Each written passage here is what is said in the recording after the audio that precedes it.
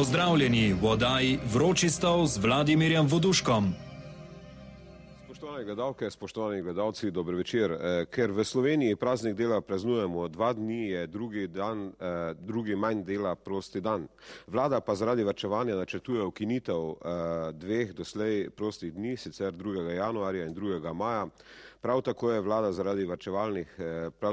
je vlada zaradi varčevalnih ukrepov letos odločila, da ne bo vse državne proslave ob dnevu upora proti okupatorju. V preteklih letih smo ta praznik obeležili tudi z državno proslavo, marca pa se je vlada odločila, da bo letos proslav manj in da ne bo proslave ob dnevu upora proti okupatorju, kar je razburilo del javnosti. Predsednik Zveze združenj borcev za vrednote NOB Janez Stanovnik je to vladno odločitev ocenil kot ideološko.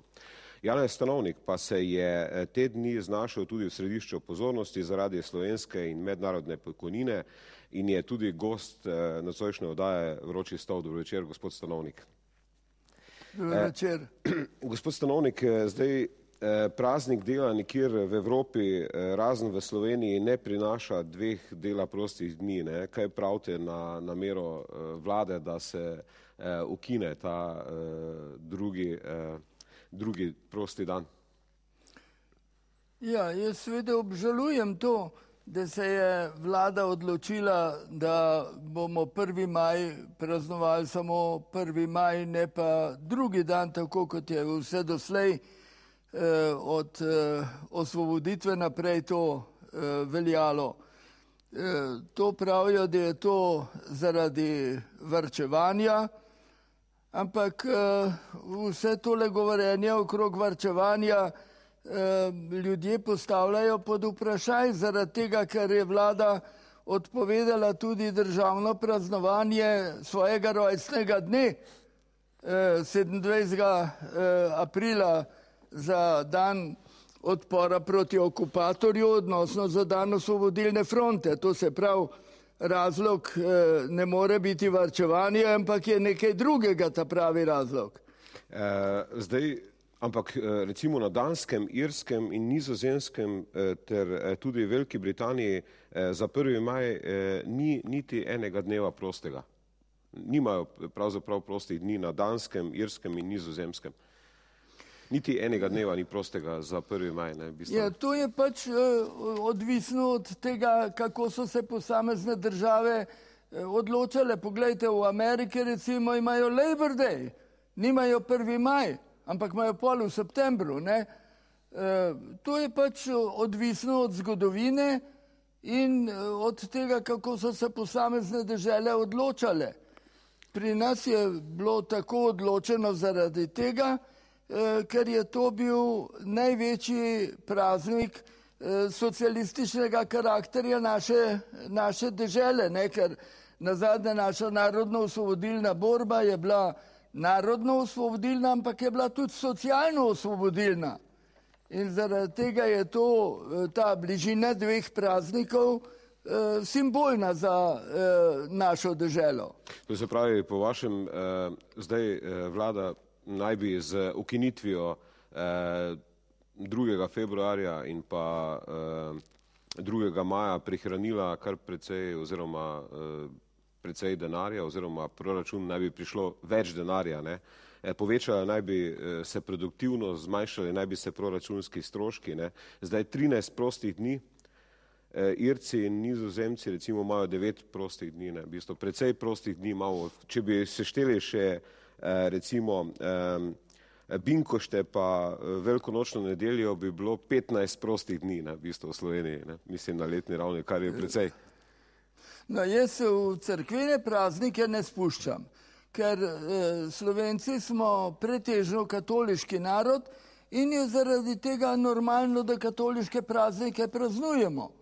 Ampak je pa vprašanje nacionalnega ponosa, da praznujemo tudi svoje zgodovinske datume. In tak zgodovinski datum je prav gotov 27. april, prav tako kot je binkoštni praznik ali pa velikonočni ponedeljek katoliški praznik. Zaradi tega reči, da je to zaradi varčevanja. Poslušajte, če smo mi, ki smo sigurno osirotela civilno-družbena organizacija, če smo mi lahko samo plačniško speljali ta zakon, tole proslavo skozi, bi jo država tudi, če bi hotela. Ampak nobenega ministra ni bilo na to proslavo. In s tem so povedali, zakaj so se zmislili tale finančni razlog, ki očividno ni ta pravi razlog za to, da so rekli, da ne bo državne proslave. In to je sramota, da mora država lagati svojemu narodu. Ampak zdaj smo v tej fazi varčevanja, sprejemanja varčevalnih ukrepov in zdaj vi ste na tej proslavi rekli, da mora biti varčevanje prostovoljno, ne pa na podlagi groženj in prevlade. Kako to razlagate? V bistvu, kako bi lahko bilo varčevanje? Verjetno se nihče noče odrekati teh niti pravic, ki jih je pridobljenih pravic.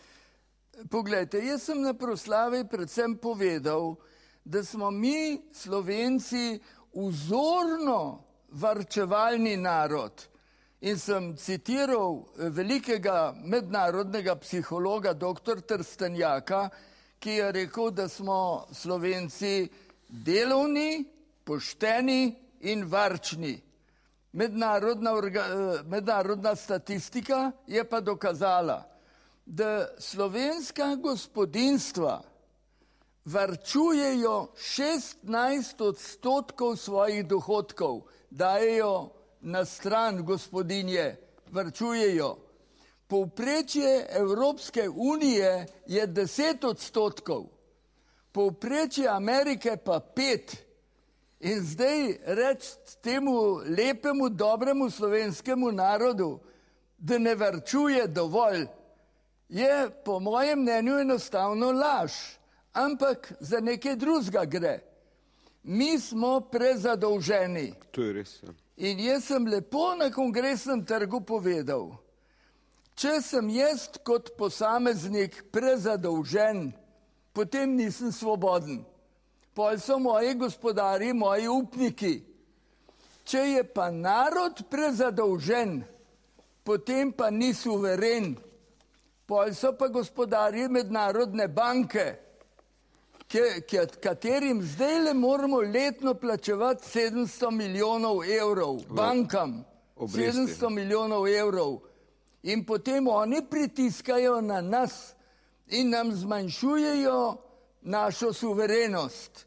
In Evropska unija pa pol prihaja s takim traparijam, kot je tisto zlato pravilo, pa ne vem, rdeča kapica ali kakšno vse sorta se zmišljujejo. Ampak zdaj, recimo, če primerjamo, v Jugoslaviji je bilo glede na število prebivalstva leta 1990, mislim, da je bilo 24 milijonov, nekaj takega, zunanji dolg je bil 20 milijard. To se pravi, da je bil dolg na prebivalca približno $900. Zdaj je pa, če po grobih ocenah tam nekje med 20 in 25 tisoč evrov na prebivalca Slovenija zadolžena, to je verjetno daleč preveč. Poslušajte, v stari Jugoslaviji je cela Jugoslavija imela 20 milijard dolarjev. 20, ja. Zdaj pa ekojev. To se pravi, naš dolg je zdaj le približno tak, kot je bil jugoslovanski. Ko je Jugoslavija razpadla, je na Slovenijo odpadlo, mislim, 16% celega dolga. Mi smo ta dolg pošteno odplačali. Je res, da je ta bil nekajkrat reprogramiran, ampak pokazuje ta izkušnja za Jugoslavijo, da smo v 20 letih pošteno se tega bremena osvobodili.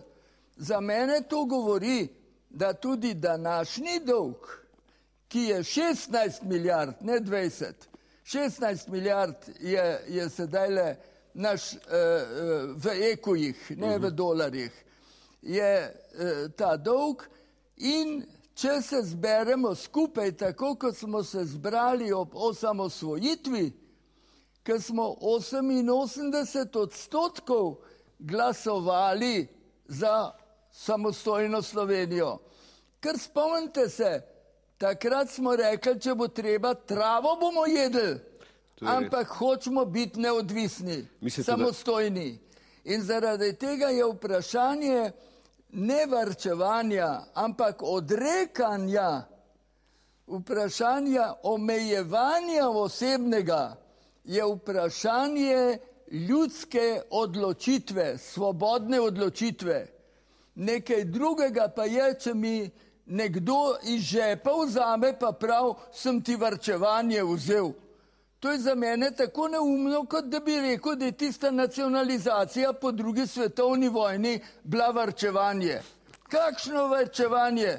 Ampak mislite, da so se ljudje... Takrat smo vzeli bogatim, zdaj pa jemljajo siromakom. Ampak mislite, da bi se ljudje bili pripravljeni prostovoljno odrekati delo svojih prihodkov, recimo za zmanjšanje zunanjega dolga? Ja, jaz sem prepričan, da je slovenski narod tako zaveden, da slovenski narod toliko da na svojo samostojnost in zato smo se osamostajali, da bi slovenski narod, če bi varčevalni ukrepi bili sporazumni, bi bil pripravljen na odrekanje. Poglejte, zdaj so tele Štrukljovi sindikati že rekli, da so pripravljeni 8% od svoje plače dati. To se pravi, dobra volja je tu, ampak se je treba lepo za mizo usesti in se je treba lepo bratsko dogovoriti, kako bomo štedili. Ne pa na ta način, da nam pripeljejo tamle iz Brisla eno tako zvano zlato pravilo, ali pa tisti lažnivi klukec pride v Vilo Podrožnik, pa nam tam govori o nekšnem zlatem pravilu. To zlato pravilo je pa Damoklejev meč nad mojo glavo, ki pravi, če ne boš poslušal, bo pa meč padel na tvojo glavo. No, to je tisto, s čemer se ne strinjamo. To zlato pravilo bojo morale vse evropske države tako ali drugače vnesti v svoje pravne akte. To se pravi, da se lahko zadolžijo do 3% GDP-ja. Poglejte, v maastrichtskih kriterijih so tudi rekli 3%. Nemčija pa Francija sta bile ta prve, ki sta kršile. Zdaj pa hočejo Nemčija pa Francija tako zvani vlak, kot tisti gospod govori. Zdaj pa oni nam prepovedujejo, kako bomo varčevali. Bomo varčevali, bomo se odtrgovali. Smo pripravljeni na sporazum, ampak to mora biti sporazum, ne pa diktat. Mislite, da je možno, da bo prišlo do tega sporazuma v prihodnjih dneh, mislim v Sloveniji? Mislite, da ne bo prišlo do zaostrovanja, do nadaljevanja stavk, da bo vendarle vladi uspelo nek sporazum? Poslušajte, prosim vas, če tale vlada ne najde nič bolj pametnega, kot da bo začela pri porodnicah, prosim te, pri novorojenčkih, pri bodočnosti slovenskega naroda. Namest, da bi začeli pri tistih, ki imajo več, jaz sem tudi med tistimi, ki imajo več, in naj začnejo pri tistih, ki imajo več, ne pa pri tistih, ki imajo najmanj. In pri brezposelnih, prosim vas, brezposelnim bojo zdaj dobo, za katero dobijo nadomestilo, zmanjševali. Pa bojo zmanjševali vse mogoče socialne pomoči. Čiz z narobšnega konca so začeli. Jaz sem lepo povedal, če hočete resnično varčevati, potem imate 3 metode. Prva je ta, da zmanjšujete izdatke, druga je ta, da povečujete dohodke, tretje pa ta, da poženete gospodarski razvoj. Tale vlada je pa na obe tele dve strani pozabila, edino so se skopali na socialno neprivilegirane in na sindikate. Kaj lahko pri tem jaz rečem drugega, ker to sej ni res, da je varčevanje osnovni problem. Sej je minister za finance prav, da bo tudi kljub varčevanju še zmeraj milijardo ekujev se sposodil. Zaradi tega jaz rečem, ni tvoj razlog varčevanje, ampak uničevanje sindikatov. Sindikat, veste, je pa v kapitalizmu, kot je veliki teoretik Kenneth Galbraith, svetovno znani teoretik, rekel, sindikati so sila proti teže. Kapitalizem postaja čezdalje bolj monopolističen, to se pravi zanemarja tržno gospodarstvo. In zato je edini način, če hočete ohraniti eno socialno ravnotežje, da imate nasproti monopoliziranemu kapitalu tudi sindikalno združenje delovne sile. Ampak zdaj, če ostanemo pri sindikatih, Slovenija se je v zadnjih 3 letih zadolževala po 2 milijarde na letni ravni. In zdaj sindikati so nastopili proti reformam, predvsem proti pokojninskemu zakonu in proti nekaterim drugim reformam, ki jih je predlagala že prejšnja Pahorjeva vlada. To se pravi, v bistvu, da je zelo težko pričakovati, da bodo pristali na neke reformne pakete v tem trenutku. Poglejte, jaz smatram, da v pokojninski reformi sindikati niso imeli prav. In jaz se ne strinjam z svojim prijateljem Dušanom Semoličem, kako je takrat nastopil v pogledu pokojninskega zakona. Ampak zdajle pa sindikati kažejo voljo pogovorov. In od strani vlade imamo pa eno slepo mišljenje. Enkrat pravijo, so za pogovore, pol Štrukelj predlaga 8%, oni pravijo ne, 10%. Poslušajte, jaz sem večji del svojega življenja preživel v Združenih narodih. In jaz vem iz pogajanj, ki sem jih v Združenih narodih vodil. Jaz sem vodil pogajanja. In če mi je ena stran rekla 8, druga je rekla 10, sem jaz rekel, 9 je ta prava številka. Dobro. In tako je treba se pogajati. Ne pa reči, ali bo 10, ali pa nič. Tako se ne pogaja.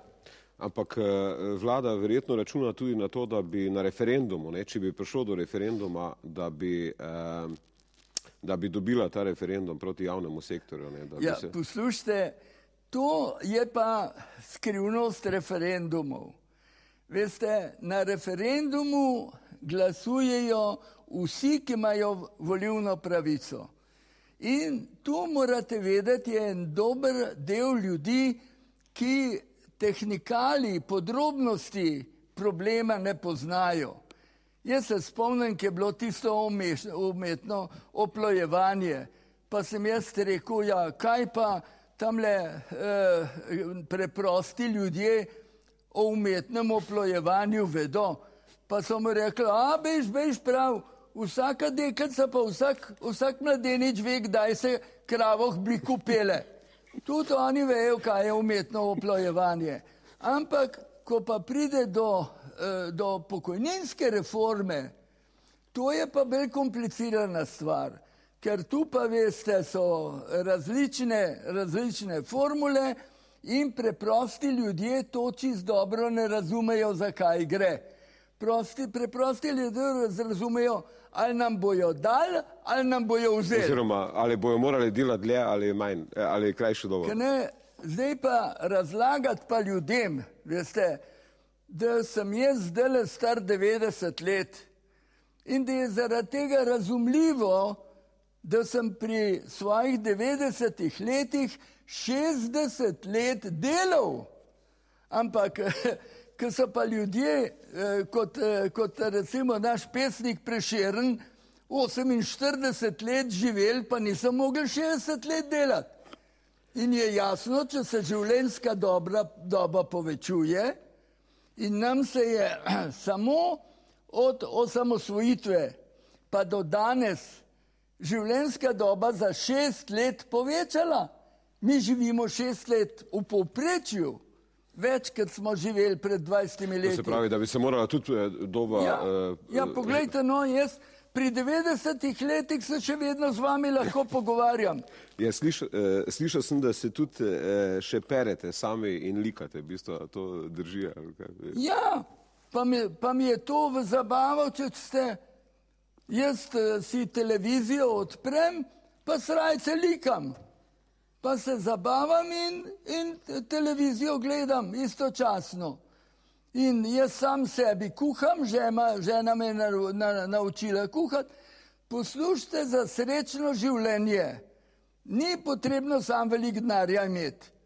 Za srečno življenje je to, da morate živeti polno življenje in se morate zavedati, da delate nekaj koristnega. Zdaj, ko smo, verjetno si, glede na vašo pokojnino, ki je bila zdaj predmet velikih javnih polemik, zdaj, kakšna je pravzaprav resnica o tej vaši pokojnini, ki je bila predmet velikih javnih debat zdaj ravno v času teh praznikov? Ne, ampak veste, človek se res lahko spomne tega Šugmana, ki je rekel, gospod Prešeren, dejte, rešte nas tele komedije, ker to je pa res komedija, ker delajo s tole mojo penzijo. Če sem bil 60 let aktivn, od teh 60 let sem jih delal ta prve za Jugoslavijo, pa za Slovenijo. Poglejte, jaz sem bil predsednik predsedstva Slovenije, pa sem bil član predsedstva Slovenije, pa sem bil zvezni minister, pa sem bil direktor Instituta za mednarodno politiko, pa sem bil dekan Ljubljanske ekonomske fakultete, pa sem bil nazadnje tudi Kardeljev šef kabineta. Jaz sem imel v Jugoslaviji in Sloveniji 40 let delovne dobe. Pravijo, partizansko penzijo. No, čakajte, jaz imam spomenico, jaz sem spomeničar, ampak jaz sem oddelal dovolj delovne dobe, da dobivam pokojnino po tistih letih, kot sem delal za svojo domovino doma. Ne, to ni borčevska penzija, ampak je to... Ne, to je redna penzija, vam bom povedal. Jaz sem pogledal svoje dokumente. Jaz imam redne delovne dobe 39 let, no, prosim vas. Eno leto mi manjka do 40. Ampak, ker sem dolgo živel in moje življenje je pač tako bilo... To je samo v Jugoslaviji in v Sloveniji in Jugoslaviji? To je v Jugoslaviji in Sloveniji. To niso tiste leta, kjer ste bili zunaj, v bistvu 15-20? Ne, zdaj pa zunaj sem pa 17 let bil. Tako da jaz imam pokojnine Združenih narodov za 17 let. Ampak tista pokojnina Združenih narodov, s tisto pa nima nič ne Jugoslavija, ne Slovenija. Veste, ko sem prišel v konflikt z Miloševićem, je Milošević dal nalog svojemu ambasadorju Šiloviću v New York, da gre v penzijski fond in da zahteva, da se moja penzija prenese na jugoslovanski račun. A veste, kaj sem mu odgovoril? Mi nimamo z Jugoslavijo nobene pogodbe. Mi imamo pogodbo z Janezom Stanovnikom. In se nas čist nič ne tiče, on ni bil postavljen za generalnega podsekretarja, zato ker ima jugoslovanski potni list, ampak je bil postavljen na ta položaj zaradi tega, ker uživa velik ugled med članstvom Združenih narodov.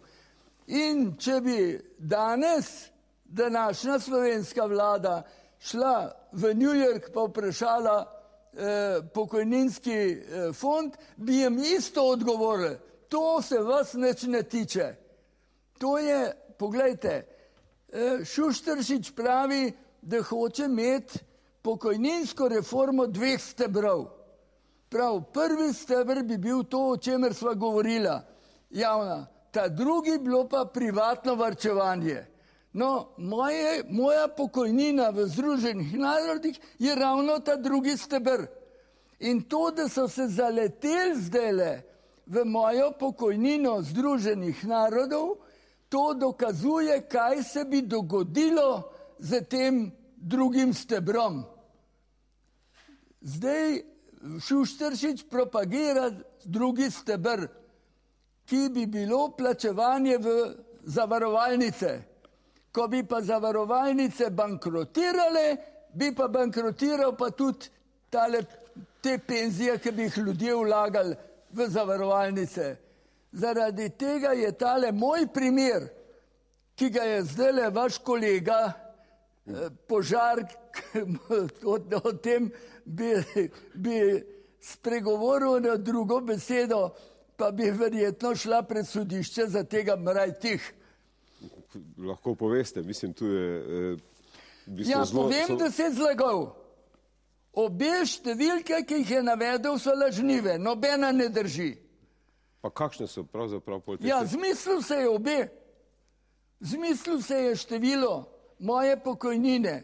Zdajle jaz nimam pred seboj točno številk, ki jih je navajal, ampak on je enostavno vedel, kakšna je najvišja penzija. Pa je predpostavljal, da z ozirom na to, da sem bil predsednik republike, da imam najvišjo penzijo. V resnici pa jaz nimam 40, ampak 39 let delovne dobe, zato imam za to eno leto, ki mi manjka, manjšo penzijo. In jaz nimam najvišje penzije. Zdaj, on je govoril o številki 1803 evre. No, evo, ta številka je lažna. To ni res. Ampak jaz sem že enkrat rekel, jaz ne bom povedal ta prave številke. Zakaj? Zato, ker takole so delali fašisti pa nacisti, da so ljudem vzeli vsako integriteto osebno. To je glih tako, kot če bi me vi zdaj vprašali, kakšen je moj krvni pritisk. To ni vaša stvar, to je moja stvar. To, kar sem jaz v življenju zaslužil, sem pošteno zaslužil in to je moja stvar. Vi me pa vprašate, kaj delam jaz s tem denarjem. Če bi jaz s tem denarjem špekuliral na borzi, če bi jaz sebi gradil luksuzni bazen, če bi jaz to vlagal v luksuzni avtomobil, jaz nimam nobenega avtomobila, jaz se z avtobusom vozim. Jaz sem vam povedal, da živim skromno na 17 kvadratnih metrih. In zdaj bo en Požar meni očital, da imam 2 penzije. Nobene od teh penzij jaz ne bom seboj vzel tamle na pokopališče. Nobene. Niti enega evra ne bom vzel sabo. Zaradi tega ne ta gospod Požar gleda sebe, ne pa tam ljudem krši osebno integriteto. To so delali fašisti, kjer ni bilo absolutno nobene zasebnosti. Mi smo pa napisali, da smo socialna država, ki spoštuje človekove pravice. In prva človekova pravica je integriteta. Dobro. Jaz imam pravico do zasebnosti. Če moram pa jaz hlače dol, pa se sleč pred vsakim, potem je pa to nacizem. Dobro, jaz bi na tej točki predlagal, da pogledamo oglase, pa nadaljujemo po oglasi. Ponovno pozdravljanje, Vodaji vroči stol. Zdaj, nazadnje se spomnim, da je bila ta polemika okrog vaše pokojnine leta, mislim, da 90 ali 91, ko je Mihajlo Švabič tudi omenjal to vašo pokojnino. Ja? Na teh mitingih resnice, ne, v bistvu ne, mislim, na mitingu resnice, mislim, da je bilo, ko je pošiljal Slovence v Filadelfijo, ne, v bistvu ne, takrat je bila ta debata.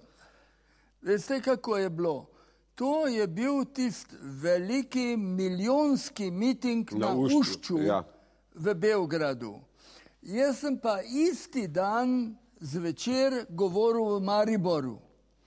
In Mihajlo Švabič, rekli smo mu Švabo, on je na tem mitingu zato, ker jaz imam 4 sinove. In eden od teh sinov je živel in delal v Ameriki. Zaradi tega sem vsako leto enkrat z ženo obiskala svoj del ameriške družine.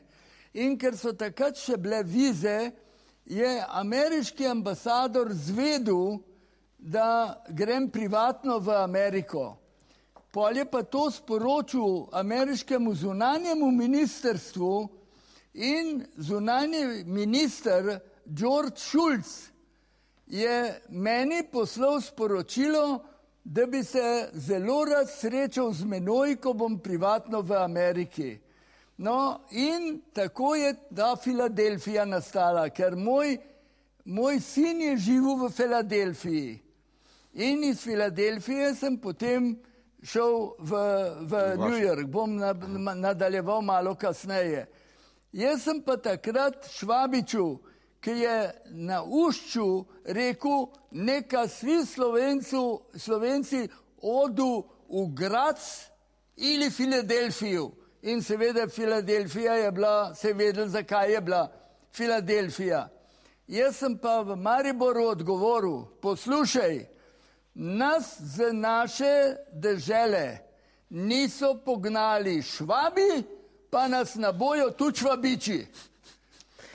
Veste, za tisto obisk v Ameriki je pa takale zgodba bila. Mene je kot republiškega predsednika sprejel ameriški državni sekretar in je povabil v svoj kolegi in v svoji pisarni, lepo mene pa ambasadorja, Bambus je bil ambasador takrat, predstavil je rekel, zdaj nam bo pa predsednik Slovenije razložil, kako gleda na položaj Jugoslavije.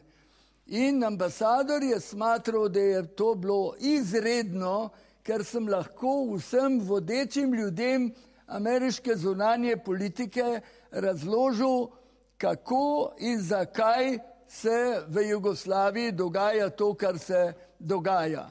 No, takrat so mi pa potem zvečer dali v največji dvorani Washington Hilton hotela, v plesni dvorani, so me povabili na predavanje. In na tistem predavanju je po mojem predavanju nekdo se dvignil pa postavil sledeče vprašanje. Ja, kaj pa rečete na Miloševića? In ker je vprašanje bilo pač postavljeno, sem jaz takole odgovoril. Jaz sem rekel, veste, jaz sem se pred parimi dnevi srečal z Miloševićem v palači federacije. In tam sem mu rekel, z ozirom na to, da so takrat ukinjali avtonomijo Vojvodine pa Kosova. Pa sem jaz direktno Slobi rekel, poslušaj, to, kar ti počenjaš v Srbiji, je tvoja stvar. V to se jaz ne mešam. Ampak, če boš šel čez Drino, bo pa bliskal nož. Tu sem imel malo predolg jezik. In Milošević je ponoril. In je rezolucije sprejemal. Zvezdna skupščina, ta zadnja srbska vas je morala sprejeti rezolucijo o tistem prekletem Kranjskem Janezu, ki takele grde stvari o Srbih govori v Ameriki. Ambasadorja so odpoklicali. Čudeže so delali. Evo, to je takrat bilo in kaj, jaz sem ponosen pa žalosten. ker je moja prorokba bila točna. Dobro. Šel je čez Drino in nož je bliskal. Dobro, zdaj, če se vrnemo še na te varčevalne ukrepe in na pokojnine. Ne? Zdaj, precej je bilo tudi, če pustimo to vaše pokojnine oziroma te zadeve, precej je bilo tudi polemike o tem, da je Slovenija izplačala, mislim, da v obdobju 1999 do 2012 oziroma od 1991. leta naprej 1,2 milijarde evrov za borčevske pokojnine, ne? In da je od tega 24 tisoč, mislim, da je 24 tisoč 834 borčevskih pokojnin, pri čemer naj bi bilo borcev samo 7500, ostalo pa naj bi bili večinoma člani družin ožjih borcev. Ne? Zakaj gre pri tem misteriju? Poslušajte, veterane spoštuje vsaka dostojna država na sveti. In veterani imajo določene pravice, privilegije povsod po svetu. Veste, če so prvič morate vedeti, pred 70 leti, ko je bila narodno-osvobodilna borba, je iz narodno-osvobodilne borbe prišlo še preko 30 borcev, partizanov. Od teh 30 tisoč živečih borcev jih je danes ostalo 10 tisoč. In to je v Sloveniji. Ker so pa vsi, pogledajte, jaz sem pripadal zlati generaciji, 18-letnikov, 19-letnikov, 20-letnikov. Moja generacija so zdajle 90-letniki. Nam so dnevi šteti, ne leta ali pa meseci. In zaradi tega se ta generacija zdajle umira. In prav tako, kot je po mojem mnenju skrajni cinizem jemati materam porodnicam, je po mojem mnenju cinizem jemati borcem, ki so 4 leta preživeli v težkih vojnih pogojih. Vi morate predvsem vedeti, v partizanih je prav toliko borcev padlo, kot jih je živih ostalo. 30 tisoč je ostalo mrtvih, 30 tisoč nas smo pa bili pod srečno zvezdo rojeni, da smo preživeli vse to.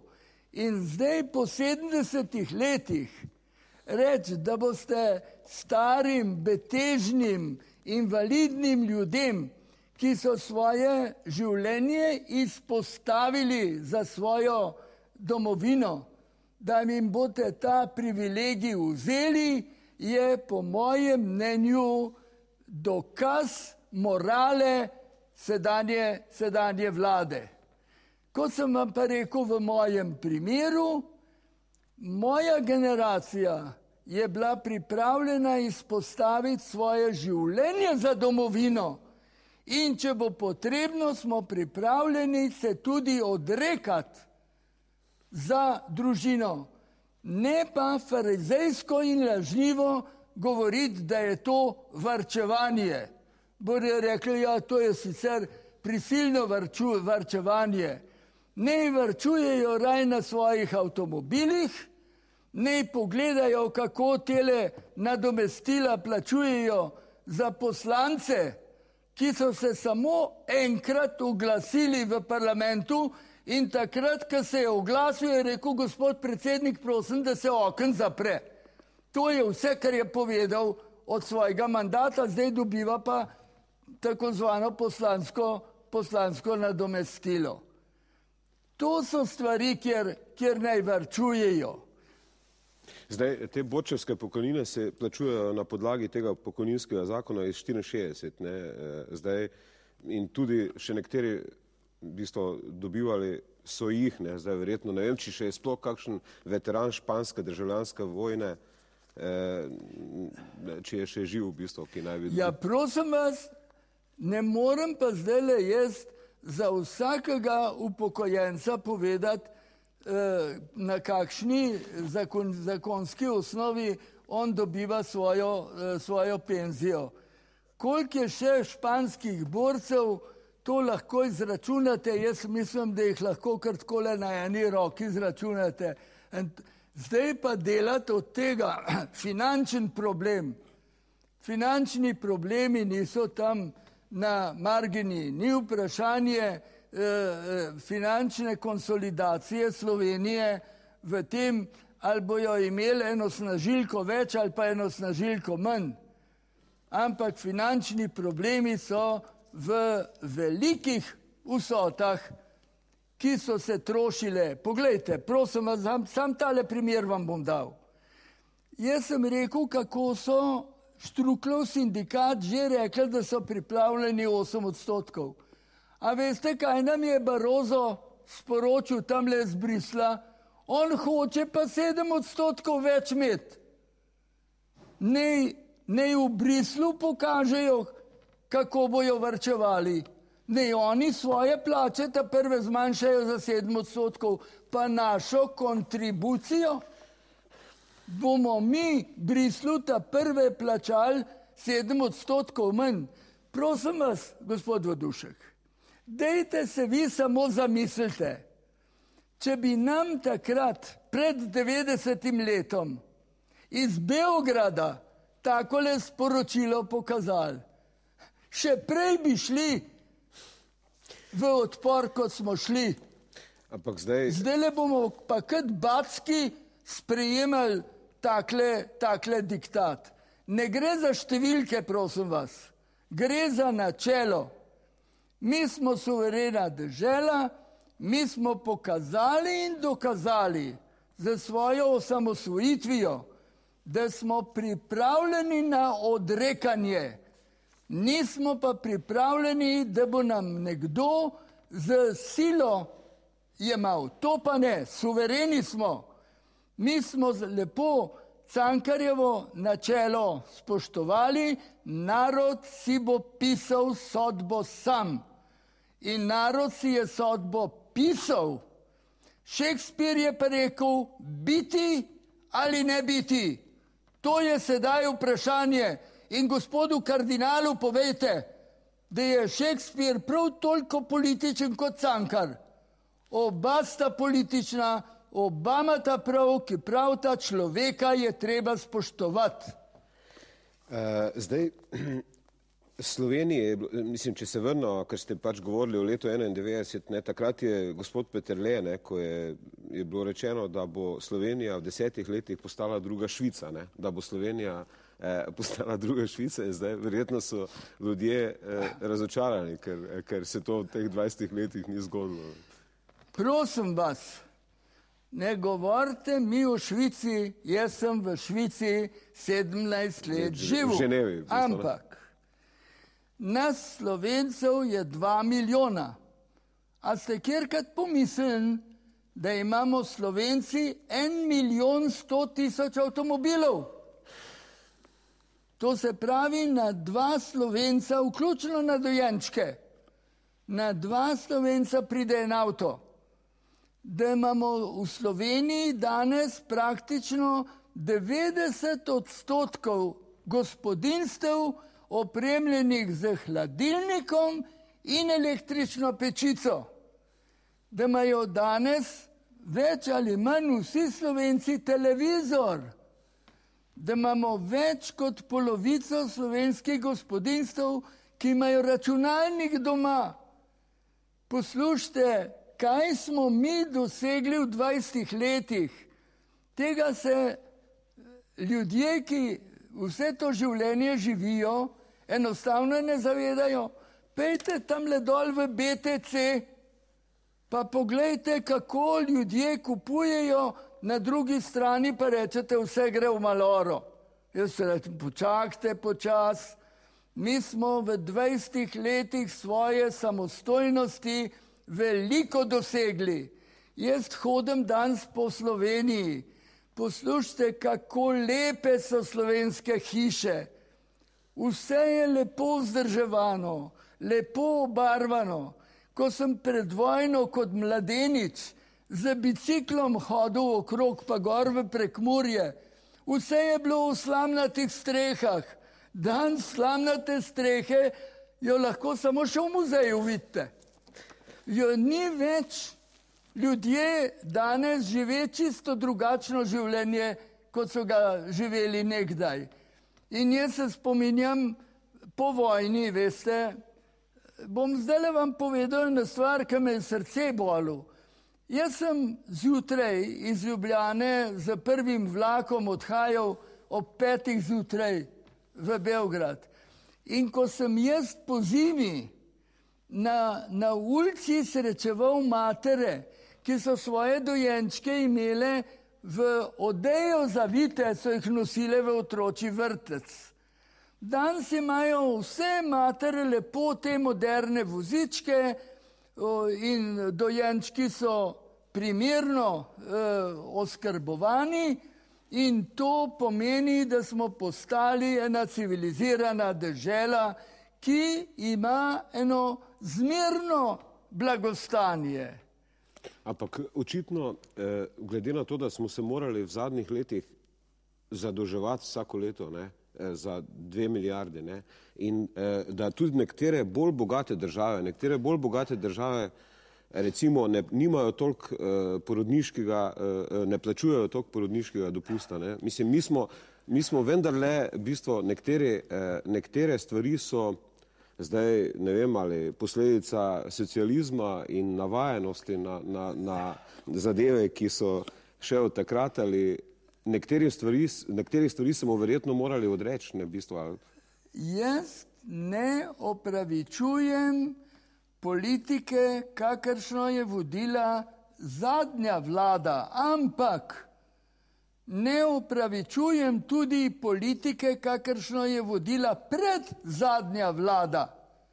Predzadnja vlada, rečemo ji prva Janšina vlada, je napravila 8 milijard dolga. Ta druga pa tudi 8 milijard v 3 letih pa pol. Zdaj pa vprašam, zakaj se je pa Janšina vlada zadolževala, ko je vse cvetelo. Stopna gospodarske rasti je bila, prosim vas, 7% takrat. Je svet bil v boomu, v prosperiteti, mi smo se pa zadolževali. Zakaj? Za tajkune. Zato, da so banke iz tujih bank najemale posojila, ki so jih potem dajale Bavčarjem, pa Šrotom, pa ne vem še kateremu tajkunu. To je bilo v prvi Janšini vladi, ki je napravila teh 8 milijard dolga. Druga vlada, to se pravi ministra Križaniča, je pa povečala minimalno plačo. In to je bil velik izdatek. In veliko so vlagali v gradbeništvo, v javna dela. Javnofinančni primanjkljaj je bil izravnan takrat, ne praktično, mislim, v 2008. Poslušajte, ena stvar je javnofinančni primanjkljaj, drugo je pa zadolževanje. To je res. To v strokovni ekonomiji imenujemo stock and flow. Ena stvar je, kako se vam dolg nabira, drugo je pa, kako se tekoče zadolžujete. Mi smo se nažalost tekoče zadolževali nekdaj, pa zdaj. Jaz ne rečem, da je bilo prav prej, ali pa da je bilo prav to, kar so v ta zadnji vladi delali, ali pa to, kar Šušteršič pravi, da bo letos napravil, da si bo ponovno milijardo izposodil. Ja. Jaz stojim na stališču, da morajo finance biti konsolidirane. Jaz se lahko zadolžim samo toliko, kolikor lahko odplačam. Ne smem pa jaz danes preko svoje mere živeti in to svojim otrokom prepustiti. Jaz moram svojim otrokom, če le moram, pustiti kaj premoženja, nikakor pa ne dolgove. Tole, kar smo pa zdaj napravili, je pa, da mi veselo živimo, breme dolgov pa naslednjim generacijam prepuščamo. Te besede so pravzaprav, Janez Janša je bil tudi gost oddaje Vroči stol in mislim, v tej točki govorite isto praktično, v tej točki. Ja, samo, ko pa pride do vprašanja, kako pa je to treba rešiti, tu se pa bistveno razhajava. Jaz pravim, poglej, zakaj ste v isti sapi, ko zmanjšujete državne subvencije najšibkejšim v družbi, istočasno zmanjšujete davčno breme najbogatejšim. Na dobičke predlagajo, da se davčna stopnja od 20 na 18 zmanjša. Zakaj? Temu, ki že ima veliko. Potem so se, prosim vas, zmislili tole čudno rdečo kapico. Ki se pravi, ko bom jaz enkrat zadost bogat, zadost veliko dobival, potem vse, kar bom več dobival, ne bo obdavčeno. Ja, oprostite, to je konec sveta. Vsak normalni človek pravi, tisti, ki ima več, naj tudi več da družbi, zaradi tega, ker od družbe več dobiva. Veste, siromašni ljudje tam gor iz tistih hribov nad Trbovljem se po avtocestah malo vozijo. Tele gospodje z luksuznimi limuzinami se pa veliko vozijo po avtocestah in imajo tudi boljšo oskrbo zdravnika zaradi tega, ker je klinični center tamle pred nosom. Tista stara mama gor v hribih pa težko pride do kliničnega centra. To se pravi, bogatejši ljudje imajo tudi bolj primerno zdravstveno oskrbo. In zaradi tega je povsod po svetu to pravilo, tisti, ki več ima, naj tudi več da. Samo v Ameriki ne. V Ameriki je pa najbogatejši človek na svetu, Buffett. Ja. William Buffett pravi, da je njegovo premoženje enako dvoletnim celotnim dohodkom Slovenije. Vsi Slovenci v 2 letih pridelamo toliko, kot ta Buffett ima. In to je problem današnjega sveta. Pol pa naši mladi ljudje morajo tamle v šotorih pred borzo protestirati. Zakaj? Zaradi tega, ker živimo v svetu, kjer 1% najbogatejših razpolaga z 40% celotnega dohodka. Vse to je noro. Tak svet ne more obstati. Ne morete imeti maksimum siromaštva na eni strani in maksimum bogatstva na drugi strani. Jaz ne rečem vsem enako. Tisti, ki več dela, naj tudi več ima. Zaradi tega sem jaz absolutno za to, da se znanstvenikom več plača, ker je njihov produkt, ki ga oni za svojo znanstveno raziskovalno dejavnostjo proizvajajo, je veliko več vreden, kot pa tiska z lopato zemljo kope. Ali pa kulturniki. Poslušajte, jaz ne znam umetniške slike naslikati, jaz ne znam kipa narediti, ampak za menoj ne bo ostalo nič, zaradi tega, ker so same besede, ki grejo v zrak, ampak od umetnika bo pa ostala pesem, bo Župančič, ki je prepeval, pravi, vrh Možakle bom stal, pesem svojo bom rju, Blegoš jo bo čul, Krim odmev bo dal, v vse vetrove jo bom tresel, eden jo bo na pohorje nesel, plani čez Savo, plavaj čez Dravo, zob za zob, glavo za glavo. To je veliki pesnik Župančič spesnil. Dobro, dajmo na tej točki, predlagam, da narediva kratek premor, pa nadaljujemo ravno s temi razmerami mednarodnimi, o katerih ste zdaj nazadnje govorili. Ponovno pozdravljeni v oddaji Vroči stol. Zdaj, zanima me, kako ocenjujete ta sedanji čas, bi rekel, zelo konflikten, katero obdobje, recimo, vas najbolj spominja na ta čas, ki ga zdaj živimo. Evropa je v krizi in primere imamo, recimo, če gledamo samo to praznovanje 1. maja, kjer prihaja do konflikta med kapitalom in med delavci, pa primer Grčije, če pogledamo. Ta konflikt med delom in kapitalom je bil v zgodovini, odkar se je kapital pojavil. Zaradi tega to za mene ni nekaj posebno novega.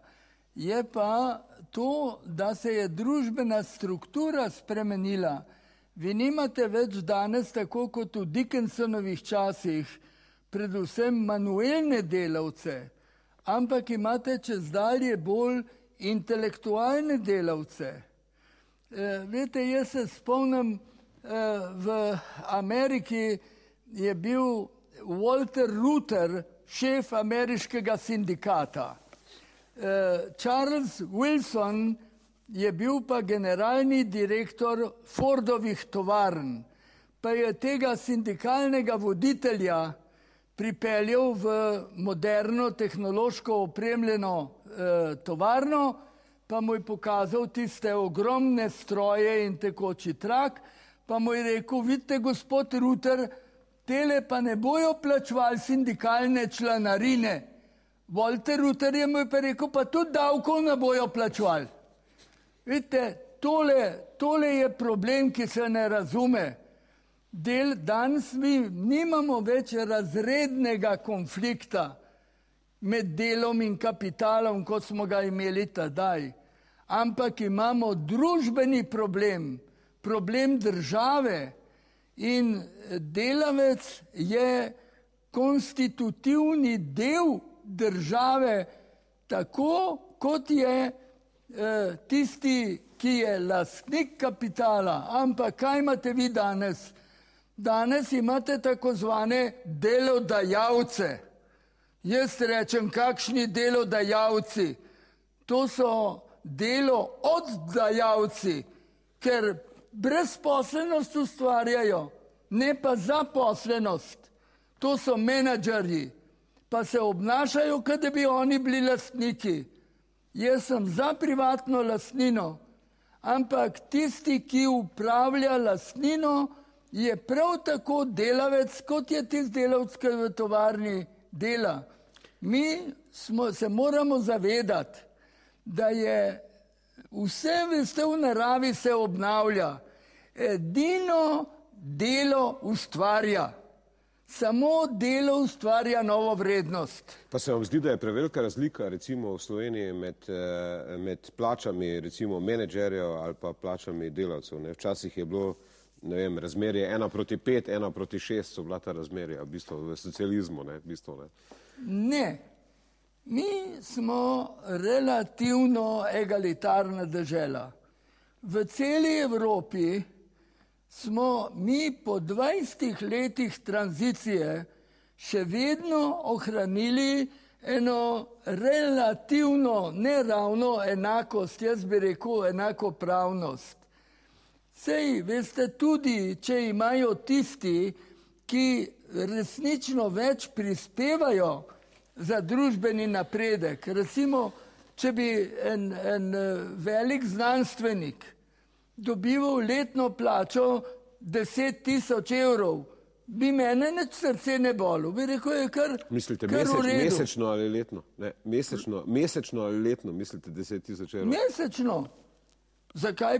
Jaz bi enemu velikemu znanstveniku mirne duše dajal 10.000, pa bi vedel, da je to človek, ki toliko tudi doprinaša k družbenemu proizvodu. Drugo je pa, da bi, kako bi rekel, trhli les, pa čisto. Zaradi tega jaz sem za racionalizacijo, tudi za racionalizacijo socialne sfere, racionalizacijo, ne pa za linearno sekanje. To pa nikakor. In v tem je razhajanje. Razhajanje je v tem, da vlada skoča uvesti svojo permanentno oblast in zaradi tega ponižati in izključiti iz socialnega dialoga vse, ki karkoli kritičnega hočejo reči na račun te vlade. Če pa hočete vi napredovati, potem pa to, kar sem rekel, dialog, ampak ne dialog gluhih. Poslušajte tudi drugo stran, pol pa skušajte najti zlato sredino. Ne zlato pravilo, ampak zlato sredino. To zlato pravilo, prosim vas, zlato pravilo smo mi napisali v slovensko ustavo, ko smo 27. septembra 1989. leta v ustavo napisali, da je slovenski narod suveren in da na ozemlju slovenske države nihče drugi nima pravice gospodariti kot slovenski narod sam. In to je bilo zlato pravilo. Ne pa to, da nam zdajle vsiljujejo nekakšno zlato pravilo, če ne bomo pridni, bojo prišli pa, kot je Janša rekel, uradniki iz Brisla. Jaz pa rečem žandari iz Brisla. Kakšna suverenost pa je to, če rečem, če ne bom pridni, bo pa nekdo drugi vladal. To se pravi, da sem se jaz ponižal in jaz sem pristal na to, da bo nekdo drugi gospodar v Sloveniji. Tega pa dokler smo živi ne. Ampak prej ste rekli, da če hočemo biti suvereni, ne smemo biti zadolženi. Ne? In primer Grčije recimo kaže, kam lahko državo pripelje prevelika zadolženost. Ne? V bistvu, ne? Mislim, recimo, kjer pač mednarodni Bruselj in pa kapital določa praktično vse, od davkov do... Dragi moj gospod Vodušek, a smo 90. leta z 88% glasovali za svojo osamosvojitev in smo vedeli, da bo hudo, pa je bilo hudo. Bilo je vse tam do 95. leta hudo, ampak smo zdržali zaradi tega, ker smo vedeli, da zdržujemo za sebe. In to je tisto, kar je važno. Važno je, da imajo ljudje občutek, da to delajo za sebe, pa za svoje otroke, ne pa zato, ker je nekdo od zunaj rekel, da moramo tako delati. Mi smo se edini narod v sredi Evrope 41. leta uprli nacizmu in fašizmu, ko je bilo popolnoma brezizgledno vse skupaj in smo nazadnje zmagali. Smo pa v slovenski narodni značaj prinesli spoznanje, da če imaš dosti trdno voljo, potem pa z samo spoštovanjem in z samozavestjo, čeprav si majhen, mali David, lahko premagaš Goljata. In isto velja danes. Mi smo pripravljeni na to, da se bomo odrekali, ampak odrekali ne zato, ker nam bo nekdo od zgoraj to naložil, ampak zato, ker bomo demokratično vsi za to se odločili. Mi želimo svojo domovino rešiti, enkrat v vojni smo jo rešili takrat z orožjem, danes pa za trdno voljo. Ampak S tem, ko smo šli v Evropsko unijo, smo določena pravila sprejeli v Evropski uniji in temu praktično razen zdaj mnogi, ki imajo probleme, recimo Grki, hočejo, razmišljajo, da bi izstopili iz evra, ne, ali pa da bi izstopili iz Evropske unije, nekateri celo razmišljajo. Ne. Ma kakšni Grki, prosim vas, sej ne gre za Grke. Ali pa Špance, ali pa Italijane. Ma pa Špance, za nemške banke gre. Sej tega denarja, ki so ga zdajle kot pomoč odpisali, Grči, tega denarja Grčija nav nikdar videla. Ta denar ostane v Frankfurtu in se bo nakazoval v obliki odplačevanja grških dolgov komu? Nemškim bankam. Prosim vas, nemške banke so bile prisiljene, da so del grških dolgov odpisale. To se pravi, polovico so imele izgube. A veste, kaj se je zgodilo? Drugi dan so kotacije bank šle v nebesa. Kje na svetu ste pa to videli, da jaz polovico svojega premoženja zgubim, vsi ta drugi pa pravijo bravo, zdaj si pa več ureden. Nova Ljubljanska banka pa Nova kreditna banka. Zaradi tega, ker vedo, da bodo zdaj pa od Grčiji so vedeli, da navajo nič dobili, ker nima nič zadat, ko je pa rekla Frankfurtska banka, da bo dala, zdaj bomo pa dobivali obresti od grških zadolžnic in zaradi tega je kotacija šla gor. Zdaj veliko ste govorili tudi o Američanih, o svojih izkušnjah z ameriškimi politiki, ne? Ampak zdaj, če se spomnimo, takrat pred sestavo vlade ste bili zelo kritični do ameriškega ambasadorja, ne?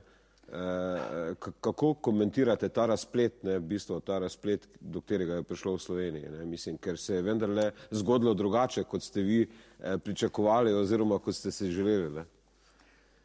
Sej je, mislim, ameriški ambasador to razumel.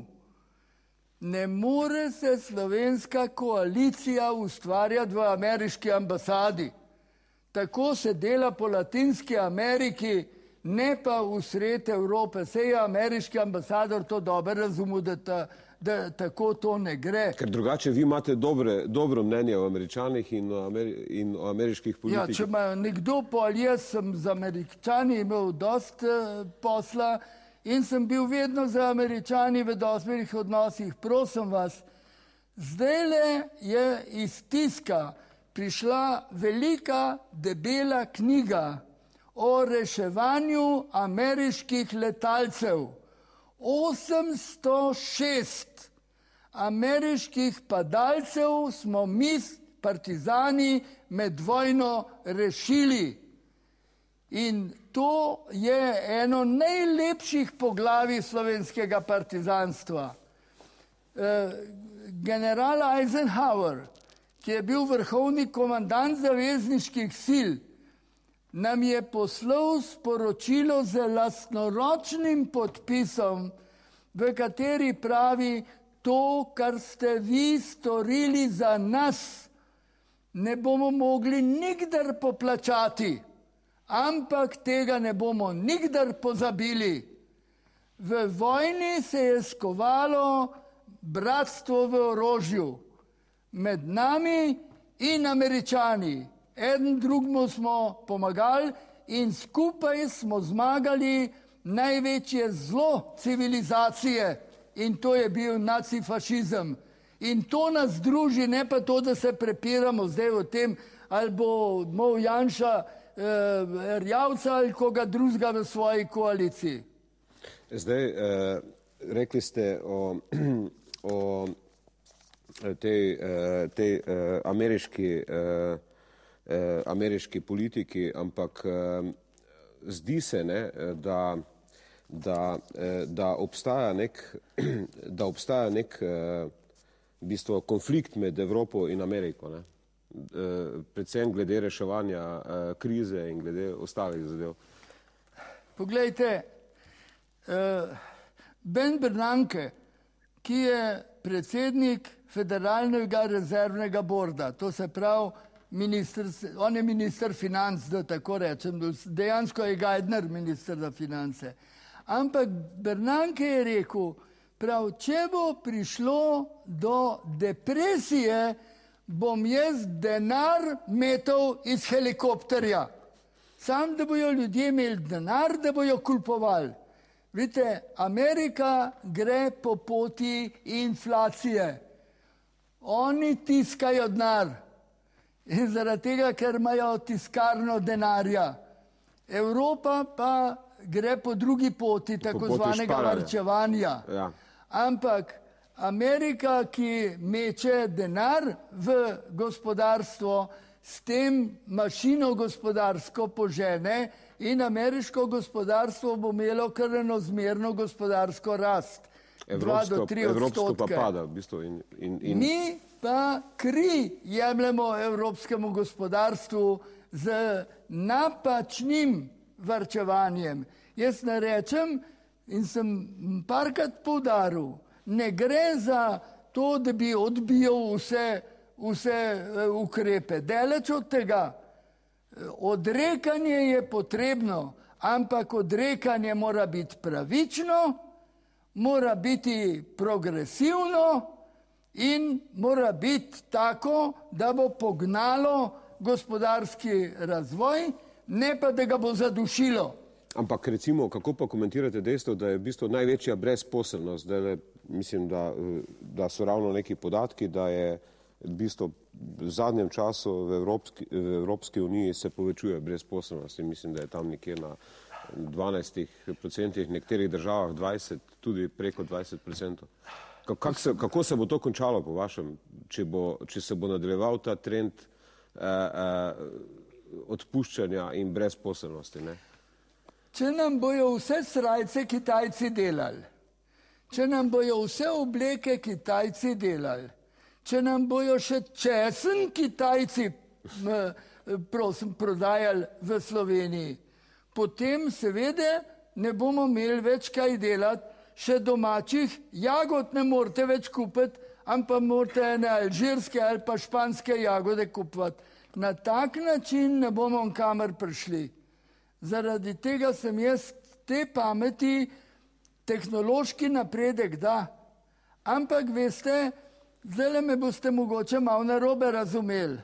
Ampak Karl Marx je bil pameten človek in marsikaj je tudi zgrešil. Ampak v eni stvari, ko je pisal kritiko gotskega programa, je imel pa prav. A veste, kaj je rekel tam? Pravi, z napredkom civilizacije bo stroj delal vse več tega, kar je doslej delal človek. Zaradi tega je treba skrajševati delovni čas. In od njegovega časa, ko je bilo 12 ur, smo prišli na 8 ur. Ampak po mojem mnenju se to lahko še naprej zmanjšuje. In zaradi tega je Marx rekel, ljudje bodo delali samo 4 ali 6 ur za svoje življenjske potrebe. Vse drugo bojo pa ustvarjali, bo pa ustvarjalno delo. In ko grem jaz po tejle moji lepi Sloveniji, vidim, kako Slovenci ustvarjalno delamo. Ker poglejte, kakšno lepo deželo smo napravili, vse je čisto, hiše so lepo postavljene, na oknih slovenske matere gojijo cvetje in to vse dokazuje, da smo Slovenci sposobni za ustvarjalno delo. Zaradi tega pravim, pomagamo kulturi. To je tisto, kar bo za nami ostalo. Pomagajmo vzgoji, pomagajmo znanosti. To bo večno. Tole, kar pa zdajle teh konzerv, pa vse mogočih igračk in tako naprej napravimo, s tem pa samo deponije polnimo z odpadki. Poglejte, od rimske dobe izkopavamo razne umetniške tvorevine, tisti, ki bojo prišli pa za nami, bojo pa prazne konzerve Coca-Cole izkopavali, pa jo rekli, to je bila pa civilizacija Coca-Cole. Ampak mislite, da ni nek konflikt, ki se ustvari v Sloveniji, oziroma neka, bi rekel, neka privilegiran sloj v teh ljudi, ki so nekako v javnem sektorju zaposleni in da poskušajo v tem konfliktu, ki se pač vi imenujete pogajanja, ampak vendarle verjetno gre tudi za to, da ta sloj ohrani neke privilegije, ki jih je pridobil v teh. Je pa nikar mi zdaj govoriti o javnem in privatnem sektorju.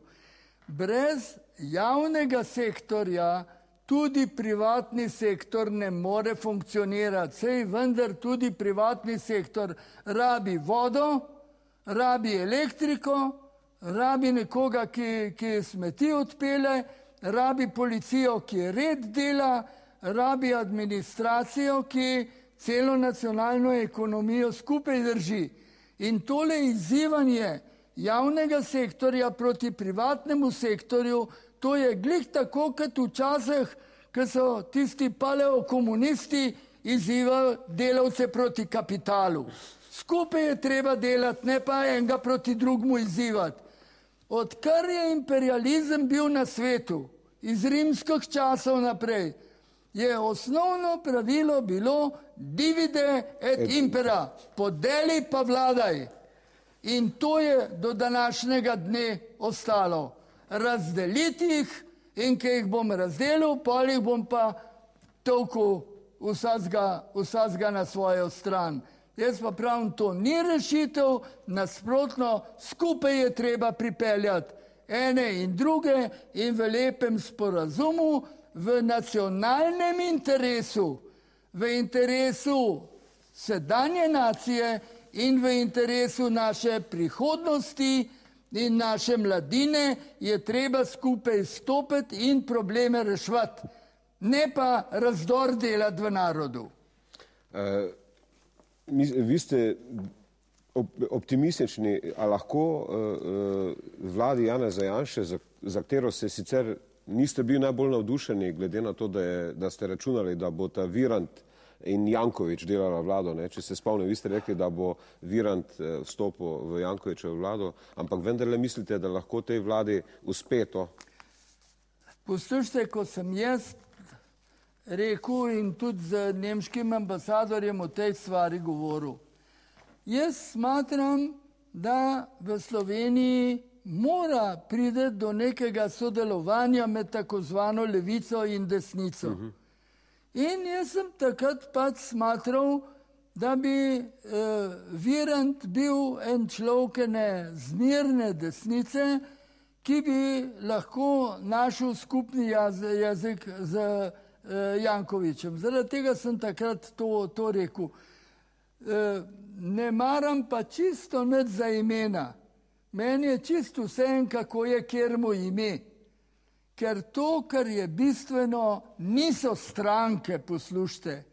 Stranke, to se je pokazalo, stranke predstavljajo manj kot polovico slovenskega ljudstva. To, kar je pa ta pravo ljudstvo, se je pa na Kongresnem trgu pokazalo. To je ljudstvo. In to ljudstvo bodi si pokaže svojo voljo na volitvah ali pa na demonstracijah, kot so to napravili z tako zvanim štrajkom, ali pa to, kar so borci pokazali 27. aprila na Kongresnem trgu. Narod mora pokazati, tukaj smo in preko nas se ne more, dokler smo demokracija. Demokracija pa ni samo parlament. Demokracija smo mi, ljudje. In ljudi je treba poslušati. Jaz ne rečem, da morajo ljudje politiko ustvarjati, ampak poslušati jih je treba. In to je moja osnovna kritika današnje vlade, da se ljudi posiljuje. Evo vam bom povedal. Predsednik Roosevelt je v času velike krize rekel zgodovinske besede: samo ene stvari nas mora biti strah, in to je strah. Vidite, to, kar jaz očitam sedanji vladi, je pa, da seje strah. Z strahom ne bodo rešili ničesar, z sporazumevanjem in spoštovanjem ljudske volje bodo pa rešili vse. Tako smo rešili Slovenijo v drugi svetovni vojni in tako jo lahko v drugačnih prilikah rešimo tudi danes. Mislite, da se lahko, samo še tole bi vprašal, mislite, da se lahko potem izognemo tem scenarijem, ki jih gledamo v Španiji, v Italiji, kjer se policija spopada z... Seveda, kakšna policija? Poglejte, nobene policije ni bilo potrebno v štrajku, za našo proslavo nam je pa muzicirala policija. Zdaj, samo še eno vprašanje bi imel, ker večkrat ste omenili ta 27. april. Zadnjič sem poslušal, da Osvobodilna fronta ni bila ustanovljena 27. aprila, da je bila to najprej protiimperialistična fronta in da imamo napačno predstavo o Osvobodilni fronti, da šele potem, ko je prišlo do spopada, ko je prišlo do tega pakta oziroma do padca pakta med... Vidite, takele neumnosti se pri nas sejejo okrog. Prosim vas. Kidrič je bil sin Franceta Kidriča, slovitega univerzitetnega profesorja in slovenskega intelektualca, in je pripadal slovenski buržoaziji. In zaradi tega je Kidrič vedno živel pod tem Damoklejevim mečem, da je buržujski sin. In Kidrič je napisal poročilo za Kominterno. Takrat, ko je Kominterna, to se pravi Rusija, Sovjetska zveza, imela pakt z Hitlerjem in da bi se opravičil, da je napravil Osvobodilno fronto, v katero je sprejel tudi nas, krščanske socialiste, pa sokole, pa kulturnike, je rekel, ja, to je bila protiimperialistična fronta. To ni bila proti Ameriki, pa proti Angliji. To. Zdaj pa vi pomislite to neumnost. Pridejo Italijani, Nemci, Mađari pa Hrvati, pa okupirajo slovensko zemljo. Vsi naši sosedje, vsak si je vzel en majhen del, mogoče Hrvati najmanj. Ampak vsak je malo vzel. Takrat smo mi razkosani, okupirani in komu napovemo vojno? Ne tistim, ki so nas okupirali, ampak ubogim Francozom, ki so jih Nemci okupirali, pa Angležem, ki so jih Nemci v morje vrgli. Tem smo mi vojno napovedali, ja se nismo čist nori mende, no. Ampak, kar je res, je pa to, prosim vas, Župančič je napisal v svoji odi Osvobodilni fronti: za vsakim ogalom glej pisano skredo, kot kemično formulo, novo besedo OF. Župančič je znal videti, da je na vsakem vogalu skredo bilo napisano OF, nikjer PIF. Samo naša reakcija je videla PIF. Pa največja zgodovinarka, cerkvena zgodovinarka, avstrijska državljanka, gospa Grizer Pečar, ona je rekla, ja, sej ta PIF ni nikjer egzistiral, ne v letakih, ne, nikjer ga ni bilo, zdaj pa kar naenkrat PIF.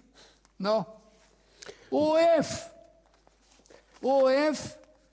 je lepo rekel Župančič, OF nas druži, OF nas brani, OF je zvestoba med nami.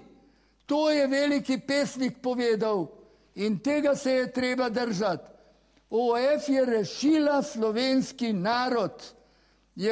Ona je napravila prelom z razdobjem slovenske ponižnosti, poniglavosti in podložnosti in v slovenski narod unesla duha samozavesti, hrabrosti in suverenosti. In to imamo za spoštovati. In to zdaj potrebujemo. Ne? Jaz bi se vam na tej točki zahvalil za sodelovanje v nocojšnji oddaji Vroči stol. Vam, spoštovane gledalke in spoštovani gledalci, pa hvala za pozornost in lahko noč.